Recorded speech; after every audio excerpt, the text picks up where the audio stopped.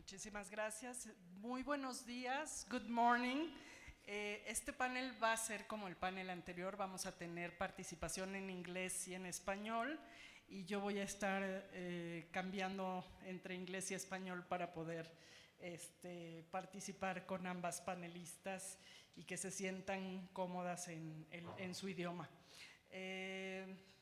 Quiero agradecer al Consejo de las Américas por su invitación, su amable invitación a moderar este panel. Yo soy presidenta de Centro México Digital y para mí es un orgullo estar discutiendo temas tan importantes como la transformación digital en México y cómo podemos disparar esta transformación de una manera acelerada.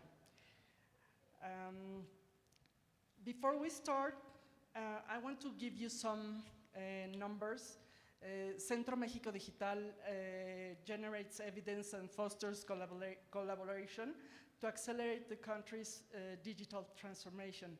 And every year we collect and analyze data through our State Digital Development Index, which tracks the use of basic, intermediate, and advanced and emerging technologies across businesses. We also measure infrastructure, and we also measure the digital society adoption of technology. We find that recently Enduti from INEGI in Mexico just published that we have a penetration of 83% of internet users in Mexico. However, it is the problem that we have is that the use of these connections to internet is mostly revealed in social networks. Like, for example, for streaming content, we have a 78.4% penetration. With online games, 23.4% penetration. To make purchases in internet, 21%. And if we are increasing the views of how the productive digital behaviors are relevant in Mexico, we get lower percentages of penetration. So our digital economy is evolving, demonstrating an immense potential to become a leading digital hub, but we need to make a lot with respect to talent and adoption of more advanced technologies. For example, in e-commerce, we reached 6.4% of Mexico's GDP in 2023, with a 7.1% of annual growth, and the digital economy is expected to grow or to reach 63 billion by 2025. So we already see significant investments, particularly in cloud services and artificial intelligence, and AI is expected in Mexico to reach $450 million by this year, with companies planning to increase AI spending 2.4 times more than the year before. These investments are not just about technology, they are diversified, but they represent a powerful catalyst for economic growth, greater digital inclusion, and the creation of new high-value jobs. The landscape shows both potential and pending challenges. The good news is that Mexico is already attracting investments that can help bridge the gap. Major players such as AWS and Microsoft have made long-term commitments. AWS launched its first infrastructure region in Mexico, part of a $5 billion investment over 15 years, and Microsoft is investing $1.3 billion over 3 years to expand its cloud and AI infrastructure. These investments are more than technological, they are strategic bets on Mexico's ability to become a regional digital hub, unlock economic growth, and build a more inclusive and high-value digital economy. However, realizing this vision requires a concerted effort. We must address critical questions. How can Mexico best build an ecosystem that fosters innovation and ensures long-term sustainable growth? How do we ensure that benefits of this digital revolution are shared equitably across our society? How do we cultivate the necessary talent and infrastructure to support this growth? Today, we are fortunate. We have two distinguished experts with us to explore these vital issues. Jennifer Prescott, welcome, is the Director of International Trade and Tax and Latin America Public Policy at AWS. Jennifer brings a wealth of experience in navigating the complexities of international technology investment and policy. Alejandra Lagunes es fundadora de la Alianza Nacional de Inteligencia Artificial, ANIA. Alejandra es una voz líder en la configuración de la estrategia de inteligencia artificial en México y el fomento de la innovación a través de la colaboración. Como les mencionaba, Jennifer va a estar comunicándose en inglés y Alejandra en español, por lo que les voy a hacer las preguntas en su respectivo idioma y trataremos de hacer ágil esta presentación, este panel. Our discussion will be structured around three key questions. Given Mexico's potential to become a digital hub, what priorities, public policies, and public-private partnerships should be promoted to accelerate the digital transformation and attract greater technological investment? How can Mexico ensure that the growth of its digital economy, particularly advancement in cloud and AI, generates equitable economic opportunities and greater digital inclusion?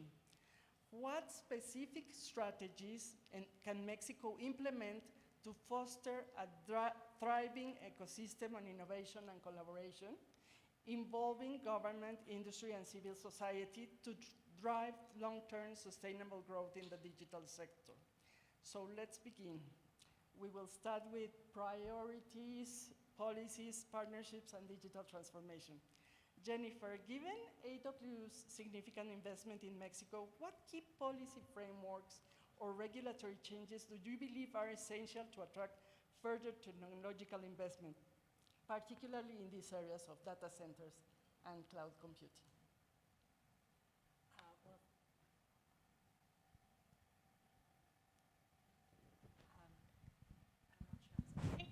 There we go. Thank you, Selma, so much for that introduction. It's obviously such an honor to be on this amazing panel with you both, amazing women who have really done some incredible work here to promote the digital agenda. Maybe I just need to hold it steadily near my face. Thank you, Selma and Alejandra. It's really an honor to be on this distinguished panel with you, and thank you to Susan and the amazing Council of the Americas team for putting this event together. It's always very enriching, and it's a wonderful event to be part of, so thank you. So as Selma mentioned, AWS has launched a new region, one of our newest regions in the world here in Mexico. We were thrilled to do that with President Sheinbaum in January during her morning press conference. It's been a real honor to get that off the ground, but maybe I will just level set quickly since we're sort of transitioning from a lot of, sort of traditional trade and traditional sectors of the economy to just say a little bit about the cloud and what it is. It is the on-demand delivery of IT services that is 100% scalable and secure. So basically what it enables you to do, especially if you're a student or a startup, is to leapfrog all of the capital costs of investing in your own digital infrastructure, buying your own servers, trying to procure GPUs at this point in time. For anybody in this room knows that's a real challenge. You can leapfrog all of that, and with a credit card, you can get access to the world's most secure, innovative cloud services on AWS and some of our peer companies here in Mexico and around the world. And so we're bringing that state-of-the-art digital infrastructure here to Mexico. That investment of over $5 billion is also, we estimate, going to contribute to over 7,000 jobs on an annual basis. And if you just look at some of the studies on what cloud has already contributed to the Mexican economy and to the digital landscape here, a study by FTI showed that cloud had supported over 2 million jobs in Mexico and over $64 billion in GDP. And a lot of that is represented in just increases in productivity and, again, being able to leapfrog some of those very, very high capital costs. And that's one of the reasons why AWS is really started by building a lot of startups, because startups don't have that kind of capital that a major multinational would have, right, to be able to put millions into on-premise data centers. And so they've been able to leapfrog that, and AWS has really been able to help startups in Mexico and around the region to do that, as well as governments. Digital services and cloud has been an amazing solution for many governments. And just maybe shifting a little bit into the policy landscape and kind of what we look for when we're looking to invest around the world from a policy perspective, one of the things is, how are governments adopting technology? How are they seeing technology? Are they looking to move past, usually outdated on-premise data centers that they have to be able to maintain, provide cybersecurity services, et cetera, to, and are they looking to basically be able to benefit from the cloud? So do they have cloud-first policies? Do they have cloud procurement vehicles? And so, for example, Mexico does have a cloud procurement vehicle. It's called Contrato Marco. Now, it's set to expire actually at the end of this year, so we'll be watching that very closely and how that gets renewed, and also making sure that it includes some of the very highest security standards, which we can meet and look forward to doing so. But we're also increasingly looking at policies around artificial intelligence and regulations there. Of course, we understand that governments around the world are looking at providing guardrails to this very new and exciting technology, which makes a tremendous amount of sense. And we spend a lot of time with governments talking about the types of risk-based policies that they should be looking at. But if governments end up going into the over-regulation space, that can really hamper the ability for companies and even governments themselves to be able to fully leverage that technology to boost productivity. And so, we understand that a lot of governments look towards the EU and the EU AI Act. We think that's probably an overdose of regulation. There's actually an article in the Wall Street Journal today that talks about that, and the fact that there's one study that basically companies in Europe are spending 40% of their IT budgets on compliance costs with European regulations, including the AI Act, GDPR. That is an enormous compliance burden for a startup or even a medium-sized business, and a pretty big chunk for even larger businesses. And so I think governments need to be very conscious of that. There's an AI bill in Brazil, for example, right now that leans towards the EU AI Act, but it would actually go even further and be more restrictive in some areas. And so we're paying quite a bit of attention to that and having a lot of really good, productive discussions with policymakers there. But I would say some of the other policies that we're paying a lot of attention to, and this is another area where it's really ripe for partnership, Salma, and that is upskilling.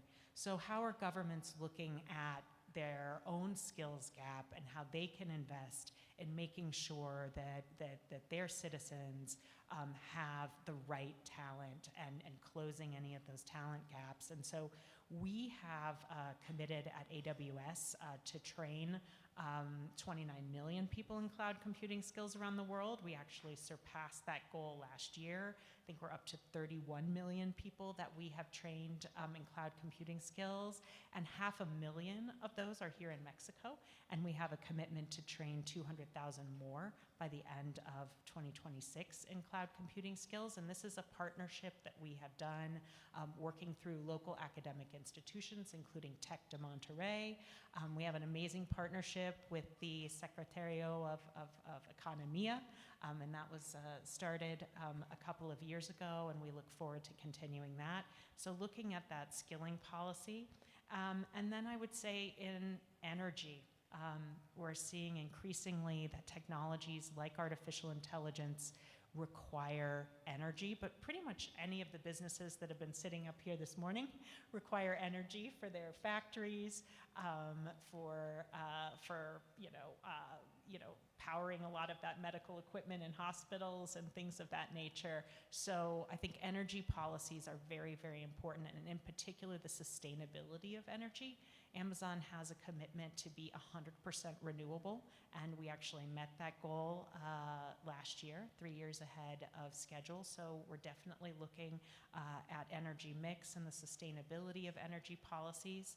And then I would just say finally, because there are so many of our customers happen to be in the financial services sector, looking at the modernization of financial services regulations and the ability for companies, particularly startup fintechs, to be able to access quickly and easily cloud services without going through a lot of regulatory authorizations and things of that nature, which can really, really slow down the technology adoption. So those are just a few of the policy areas that we're paying a lot of attention to. Thank you, Jennifer. You have set up a high standard because of you mentioned a lot of topics that need to be addressed in more detail. But I will come back to the regulatory regime that we might need. And I'm going to switch into Spanish. Alejandra, viendo la necesidad de pues, tener una estrategia y tener reglas claras para los inversionistas en nuestro país y para desarrollar todos estos temas que ha tocado Jennifer respecto a talento, respecto a el uso de estas nuevas tecnologías por parte del gobierno. Tú que estás en una asociación que congrega pues tanto a actores públicos como privados, ¿cómo consideras que se puede impulsar esta transformación digital y qué políticas específicas son críticas para que se fomente la innovación y México se vuelva un actor competitivo a nivel global? Muchas gracias, Alma. Muy buenas tardes a todos. Jennifer, qué gusto compartir este panel. Pues creo que me gustaría empezar poniendo un poco el contexto en México. Hablar de inteligencia artificial en México es muy diferente a hablar de inteligencia artificial en el norte global. Y tenemos que partir de ahí para poder hacer política pública basada en la realidad mexicana. Y la gran pregunta es si la inteligencia artificial es una tecnología que va a habilitar la democracia en México, si es un habilitador de la democratización. Y para eso tenemos que hablar de la realidad. Tú hablabas, Alma, de que todavía 20% de la población no está conectada. Estamos hablando de más de 25 millones de personas. Si a eso le sumamos en dónde está esta desconexión, ¿no? Poblaciones rurales, poblaciones vulneradas, mujeres.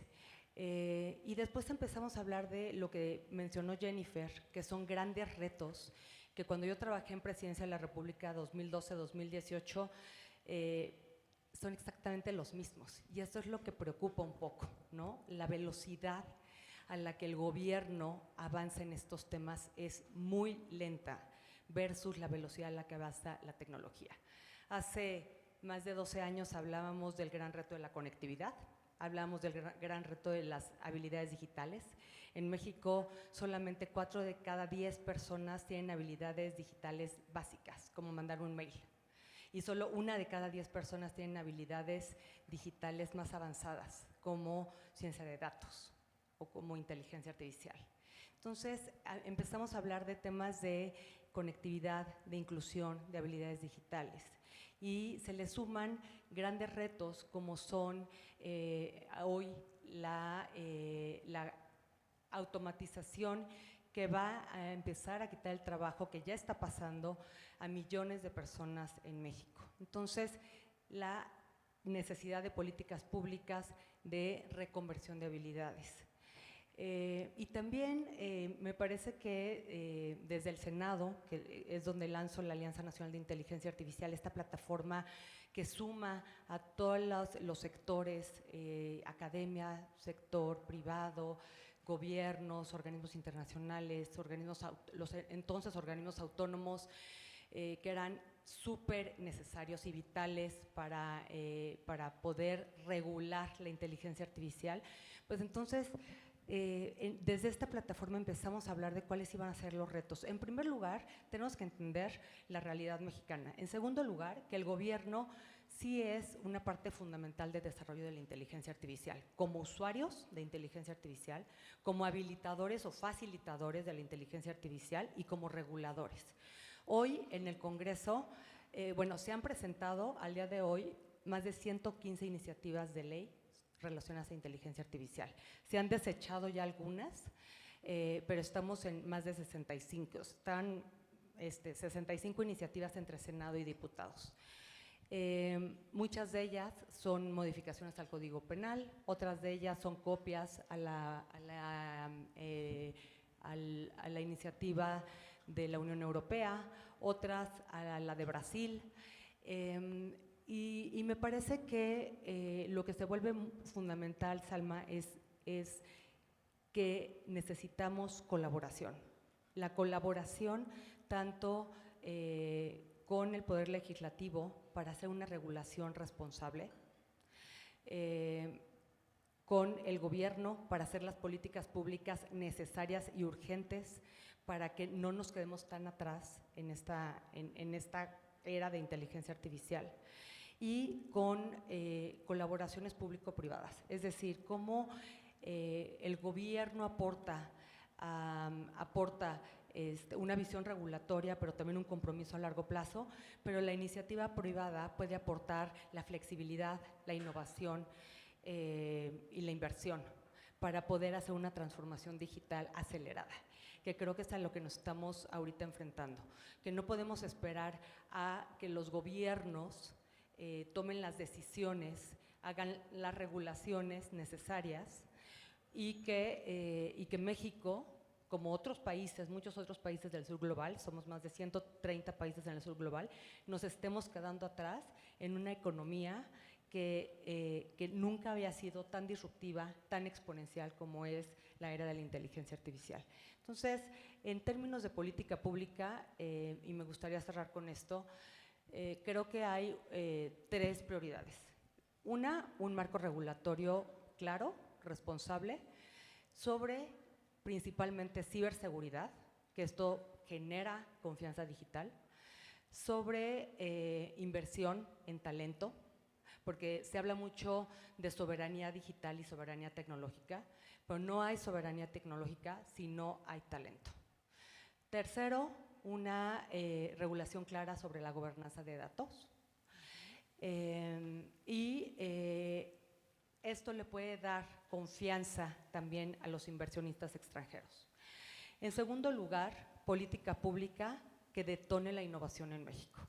México es un gran consumidor de tecnología, pero no un desarrollador de tecnología. Y esto pasa por un cambio de cultura, por un cambio de vocación país, de qué relación queremos tener con esta tecnología. Y sí, es una visión al más alto nivel del gobierno, porque es una visión de Estado. No puede ser a 6 años, no puede ser a corto plazo. Tiene que ser una visión y un compromiso del Estado a muy largo plazo, con una estrategia muy clara sobre inteligencia artificial, sobre sectores prioritarios de nuestro país, sobre dónde vamos a invertir en desarrollo para detonar esta vocación. Y esto pasa por entender qué es a qué nos queremos enfocar. Si es a microchips, si es a desarrollo de aplicaciones, si es a convertirnos en una fábrica de software de Estados Unidos y Canadá.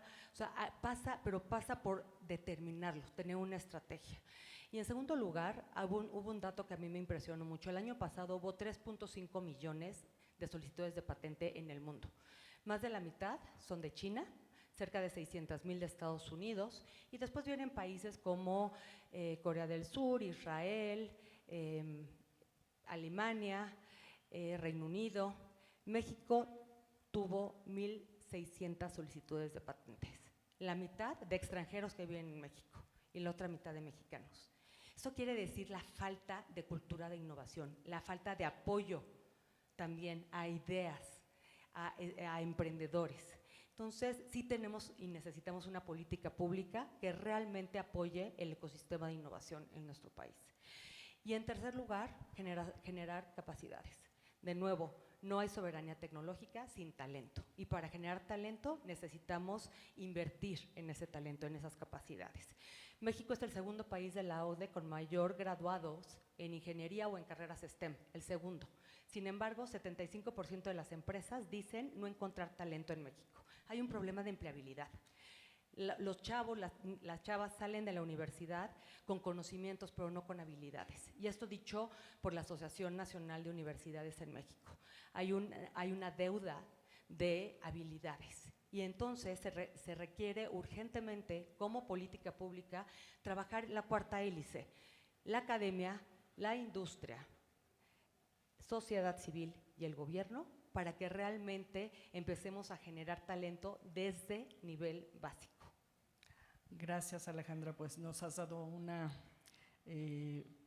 panorama muy amplio de lo que necesita México para poder estar a la altura de nuestros socios comerciales que han avanzado muchísimo en esos temas. Y en ese sentido, yo sí quisiera recalcar cuál sería la… voy a cambiar a inglés. Jennifer, what are the biggest challenges that you see in bridging the digital divide in Mexico from all the perspectives that Alejandra just mentioned us? And what innovative solutions can government and industry implement together? Thank you, Salma.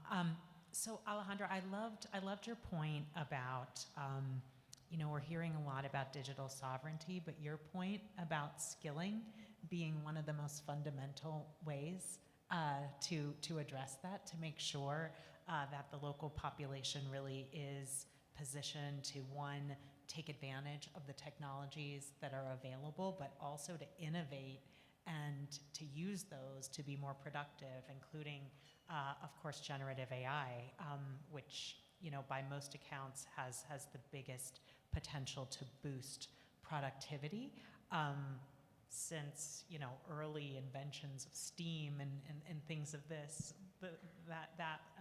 if you're to believe some of the studies, and of course we're as a company super optimistic about the potential for generative AI to raise productivity, boost innovation, and I think to your point, if the gaps in productivity can be filled and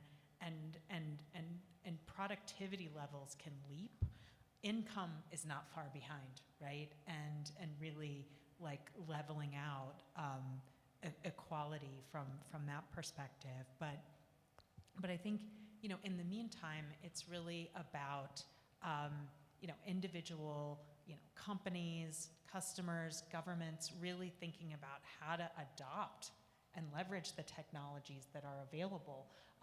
There's obviously, as we were saying, a lot of concern around regulation and guardrails and, you know, what are the right pieces, but also it's equally as important to be thinking about adoption and how do I actually leverage this technology now to boost my productivity and innovation.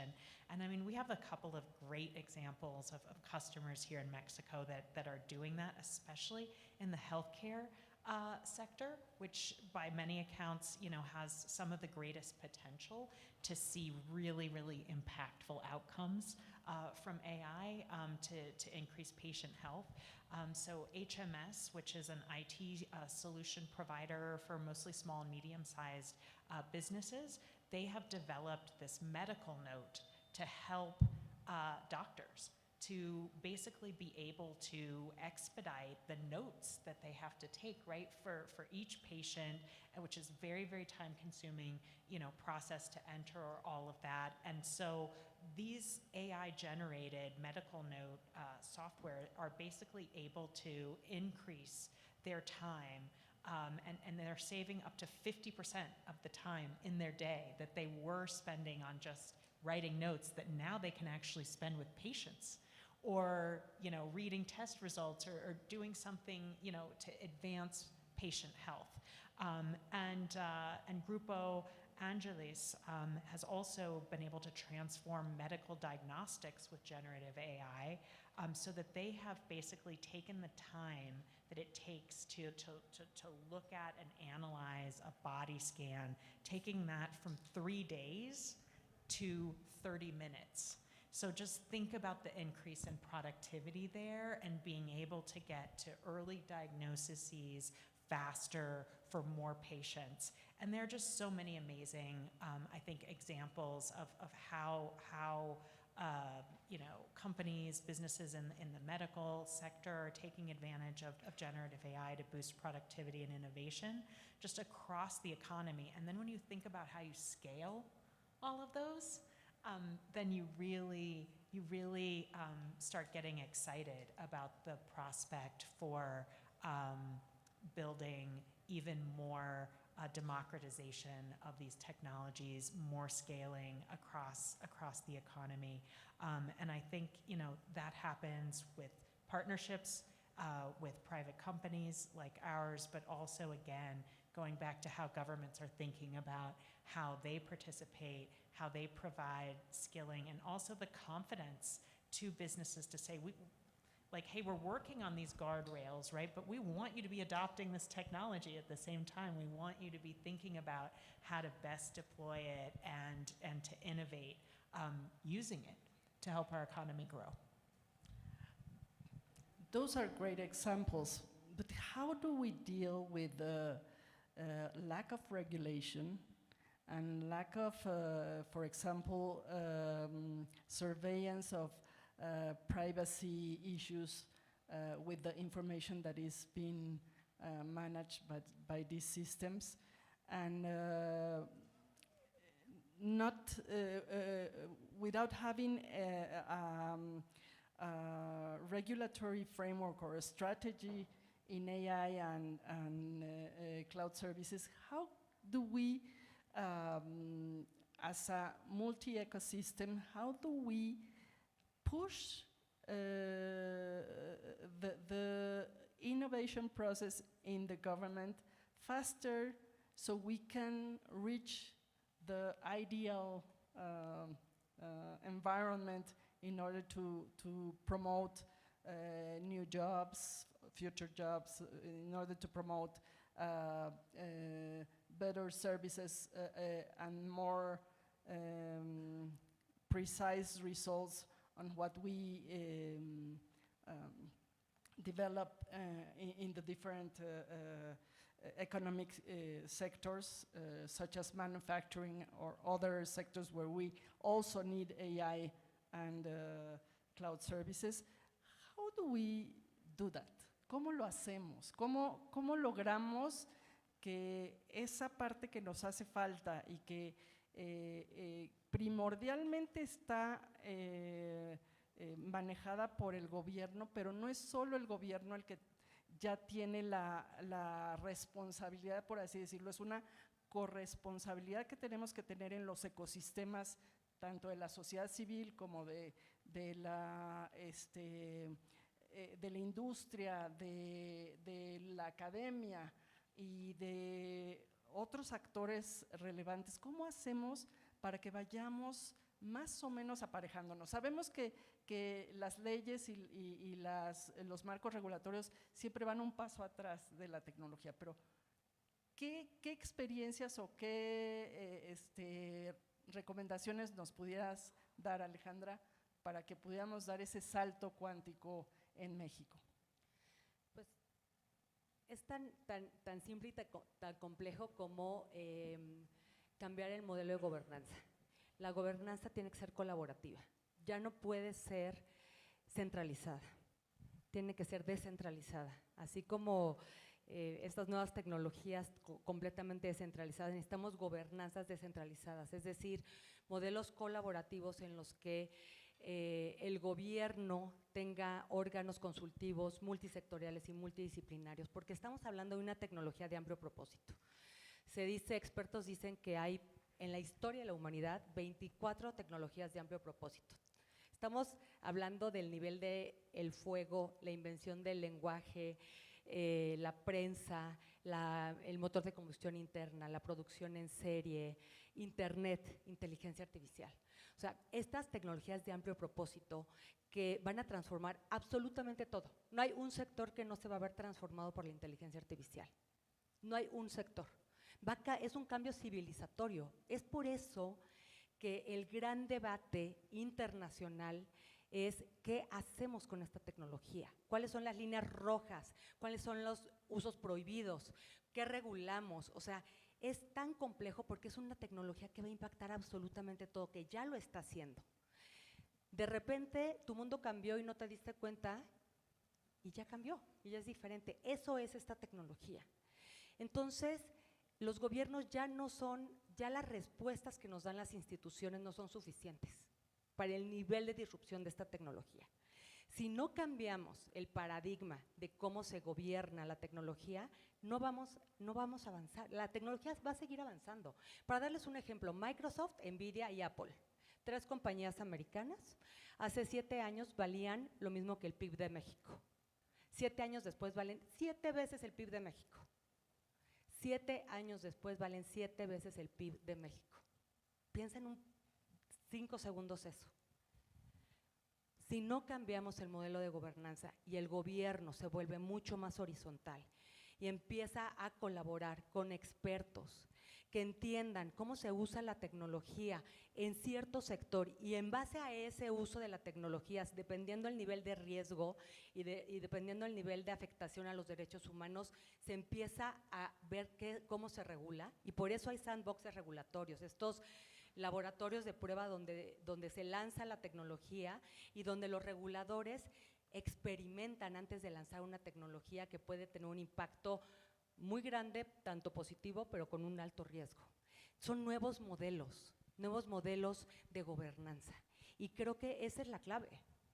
Y por eso es que fue la alianza, cuando yo estaba en el Senado, de ahí salieron 3 iniciativas de ley que se hicieron de manera colaborativa y se firmaron por todos los grupos parlamentarios. Eso es lo que pasa cuando haces las cosas desde una perspectiva totalmente de integración colaborativa, multivisión, multidisciplinaria, que entonces todas las partes se empiezan a acomodar y entonces el rompecabezas empieza a tener sentido. Creo que eso es básico, la colaboración y plataformas donde estén muy claros los roles. ¿Cuál es el rol del gobierno? ¿Cuál es el rol de estos organismos consultivos del gobierno? ¿Cuál es el rol de los órganos consultivos del Poder Legislativo? ¿Cuál es el rol de la industria, de la academia?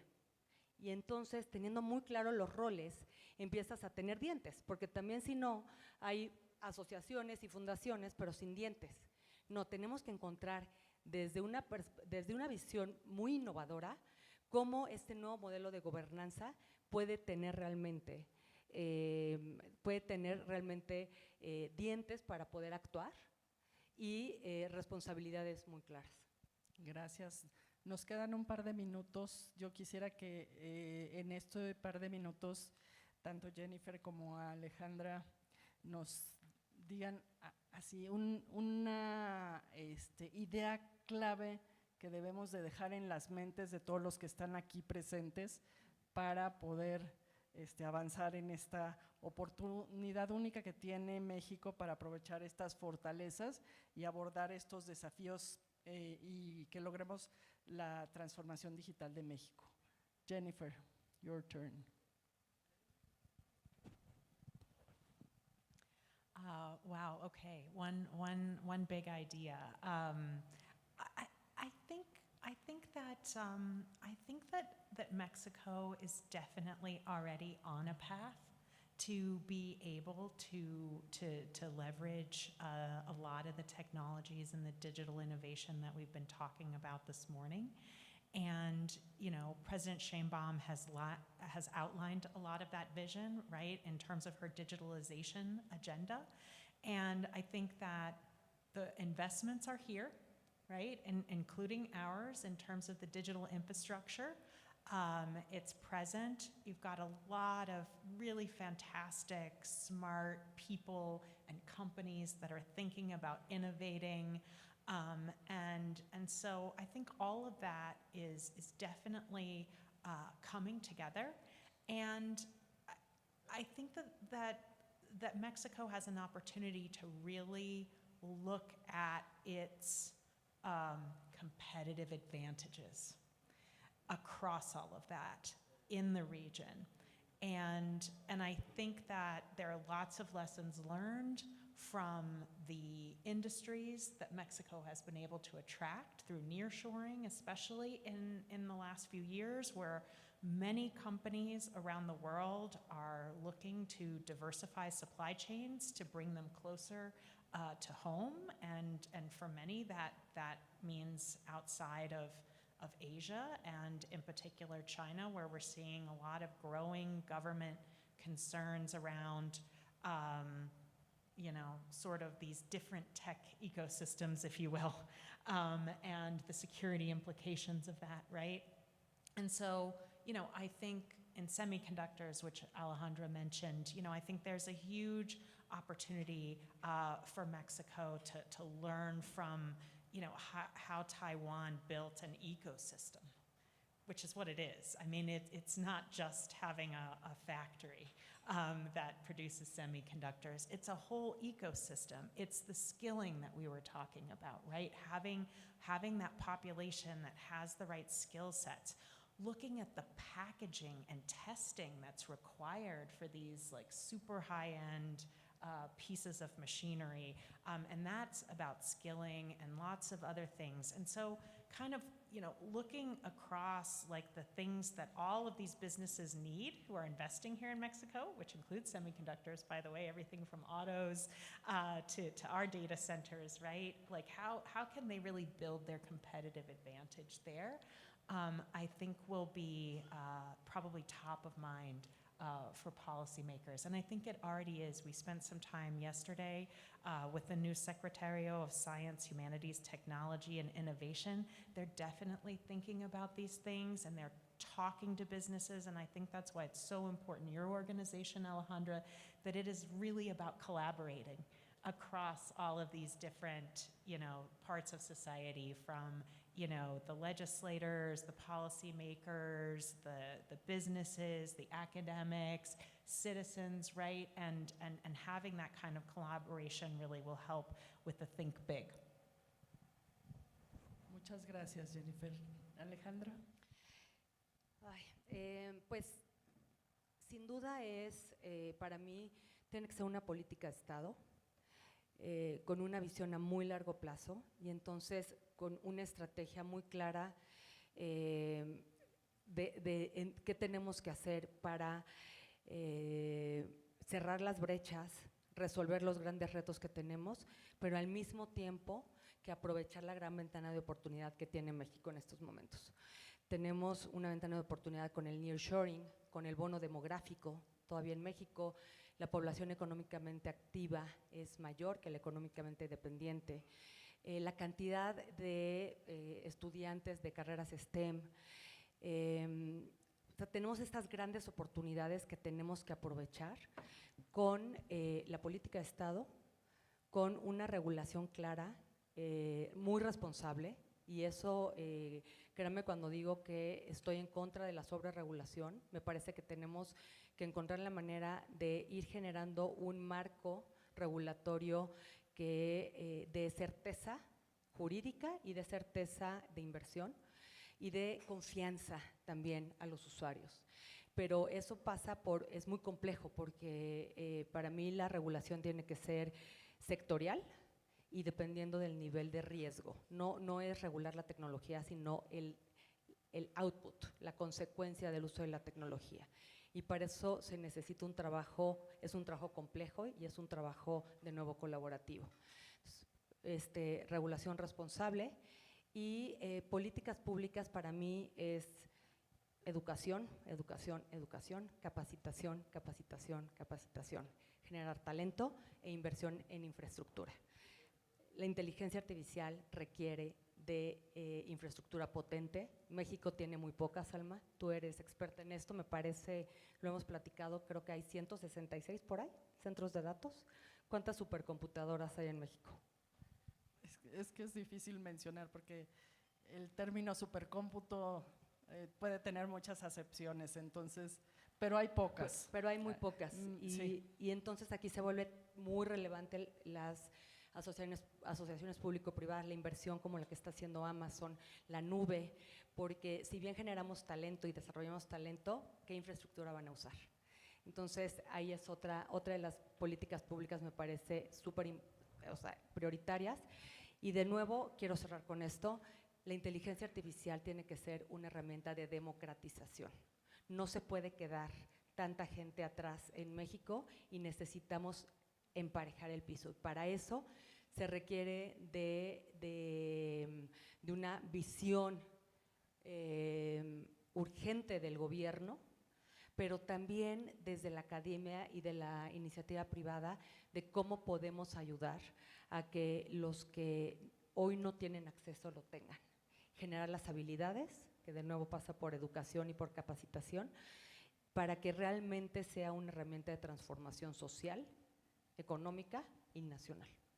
Muchísimas gracias. A mí solo me queda agradecerles a Jennifer y Alejandra por esta discusión tan perspicaz y atractiva. Hemos cubierto prácticamente desde la tecnología hasta las políticas públicas, pasando por todos los ecosistemas que tienen que participar, y yo creo que necesitamos, yo les preguntaría a todos ustedes, ¿qué están haciendo cada uno de ustedes para que estos desafíos críticos que enfrenta México se conviertan en una acción para que seamos el centro digital líder de la transformación digital? Muchísimas gracias.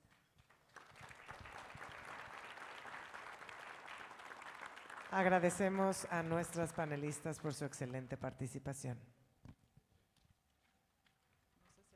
Continuaremos ahora con el panel Fortaleciendo la Seguridad Energética en América del Norte. Solo les solicitamos unos segundos en lo que nuestro personal de apoyo deja el escenario listo. Les pedimos por favor permanecer en sus lugares y mientras tanto los invitamos a compartir su experiencia en este evento utilizando el hashtag MXCOA. Igualmente podrán ver las conversaciones de hoy posteriormente en el sitio web de America's Society Council of the Americas. Aprovecho la oportunidad para agradecer nuevamente a nuestros patrocinadores, a los patrocinadores panregionales, Amazon Web Services y JP Morgan, a patrocinadores corporativos, Apple, Kellanova, Medtronic, Sempra Infraestructura, TC Energía y Walmart, y por supuesto también agradecemos a nuestros aliados de medios, Bloomberg Línea y El Financiero.